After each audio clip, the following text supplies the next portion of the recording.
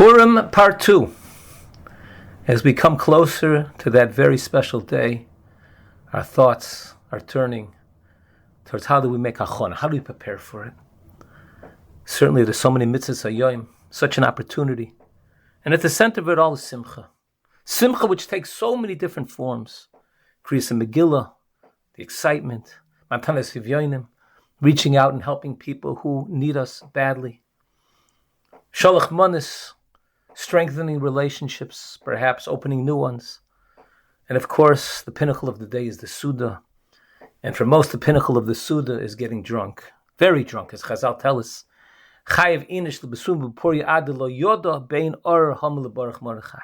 Such a state of drunken stupor that we don't know something very simple. The difference between Haman and Mordechai. And as the Maharsha explains, there's not just any Rush and any tzaddik, but that Haman was a Rosh Gomer. He lost this world, he lost his wealth, he lost his children, he lost his life. And certainly the next world is pure Gehenna. The difference between him and Mordechai, who had in this world, he reached the status of Kovid in this world, and obviously that he was so involved in the Atzol of Klal Yisrael, his Olam Haba, is something we can't imagine. So Maharsha says that this is the darga, this is the degree of shikr, of drunkenness we need to reach. We could ask a question. What's the purpose of this? Is it just to lose our minds? Others explain that the difference between, or the seemingly the difference between Or, Haman, and Baruch Mordechai is, as we know, Chazal tell us, Kol Dover Rachmon L'Tav Ovid.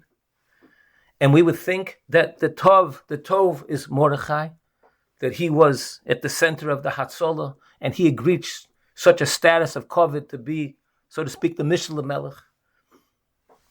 Haman, what was good about Haman? Haman was pure evil. Mitchila v'yatzov, he's a Molech. Zog the Mefarshim, the Kol Da'avrach Rachmon L'Tav Ovid means that even what we perceive as bad, as Ra, is also Tov.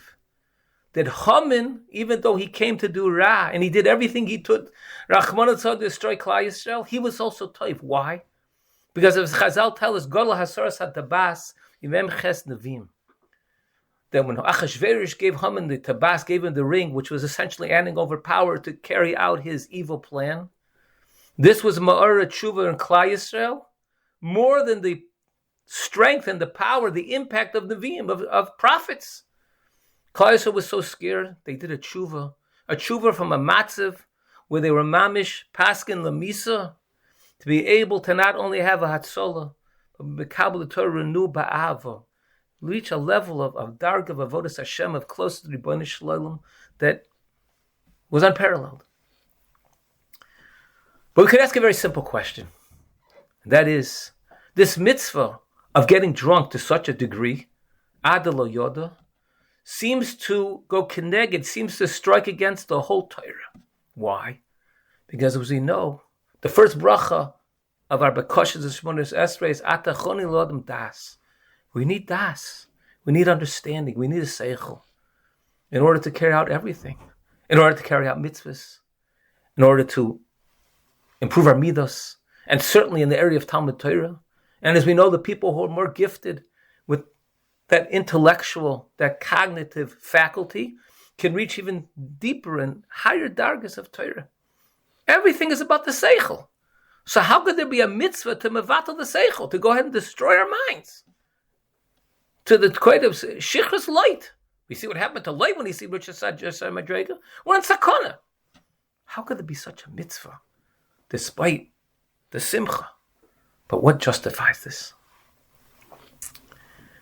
To understand this, we have to look a little deeper into what was the matzav of Klal Yisrael at the time.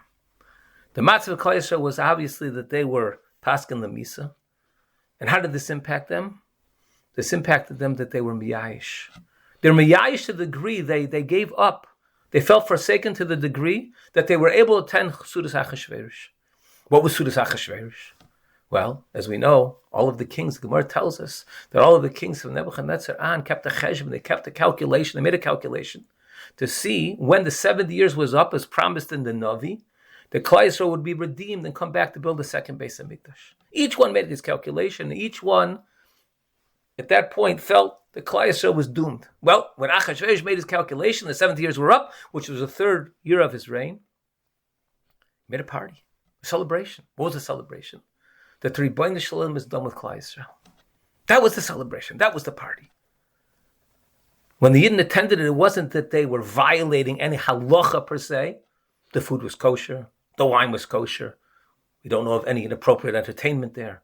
But the mere attendance, to be at a Suda, which was a celebration of their demise, celebration that Kodesh Baruch Hu was no any longer interested in them, where Achashverosh came out with the big day kahuna and brought out the kelim for the Beis HaMikdash to show that these are not relevant to you anymore. These are mine. I've confiscated them. I'll use them, and you're done. And that Yidden could attend to such a Suda.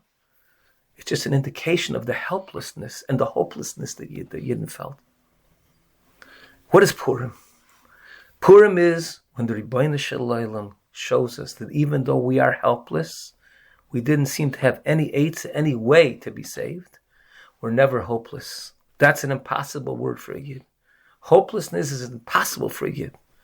As the Gemara tells us, afilu chorev munach al tzavara, that even when the sword is on the neck, even when a person is about to be killed, he cannot despair. Why? Because the Ribono Shel Olam can make nisim. And always make nisim. And this is the musar that Chizkiyahu Melech gave Yeshaya Novi. When Yeshaya Novi came to Chizkiyahu and told him, because you not do Puruvu, so you lost Olam Hazeh and Olam Haba. Chizkiyahu protested. Not that he wasn't wrong, not that he didn't accept he didn't Aveira, but how could it be that he lost everything? There's tshuva. There's tshuva. And on that, Chizkiyahu did not accept Yeshaya's proof. That was the pshat in Purim. The pshat in Purim is that there's never hopelessness. Even when, as Mordechai saw, when he wanted to know if the Gzeir is from Haman alone or Min HaShamayim from the Ribono Shel Olam, and he came back and showed him that it was written in Dam, that it was real. Never to despair. How can we maximize that sense, that sensation that the Ribono Shel Olam is going to save us from a situation where we're absolutely helpless? Says the Maharal, the way to do that is to mevatel ourselves, to take away any sense of being from ourselves. What does that mean? When a person gets drunk, his body is just there. He doesn't even feel things. He doesn't have the same sensations. He's irrelevant in terms of doing anything. He's sitting there. He's lying there. But beyond that is not just the guf is bottle, not just the body, but the mind, the seichel. Why? Because as long as we have a seichel, we think we have an eitzah. We have imagination, we have analytical abilities, we have perceptions, we have the ability to think. And therefore we could come up with an eitzah, come up with some idea that could save us. Zog the Maharal, the pshat in the mitzvah chayv inish b'sun b'por ya'ad lo yoda bein orahom Mordechai is to reach such a state of stupor that we don't have the mind anymore. We have no eitzah. We are helpless at that point. We can't do anything for ourselves. Says the Maharal, when a person reaches that state, then he can truly feel, experience the Yeshuas Hashem. Because Yeshuas Hashem means Hashem alone. It's not a shutfis. It's not a partnership. He doesn't need my help. He doesn't need my assistance to go ahead and save me. He can do it all by himself. And that's exactly what he did by Purim. The Yidden were down and out. They had no way out of the situation. They were gone. They were done. They attended their own their own funeral, the suit of Achashverosh. So the Maharal, we have to feel that darga, that depth of despair, in order to fully appreciate the Yeshua from the Ribono Shel Olam. And it could be that this is pshat in the Rambam. The Rambam says that all the Sifrei Tanakh, except for Chamish Chumshei Torah and Megillas Esther, become bottle. In most of Mashiach, that's the only one. Megillas Esther, besides the Chumash itself, that's only the bottle. Why? Because as the Pasuk tells us in Megillah, the days of Purim are never going to become bottle. Could be this is the pshat. The pshat is because this limud, this understanding, this depth of grasping the Yeshuas Hashem, that it's totally Hashem, not us at all, this is something we need to maintain and hold in ourselves. Mashiach and weiter, the Gula Shleima, Oad Olam Haba, and Tchias Mesim, a freilichen Purim.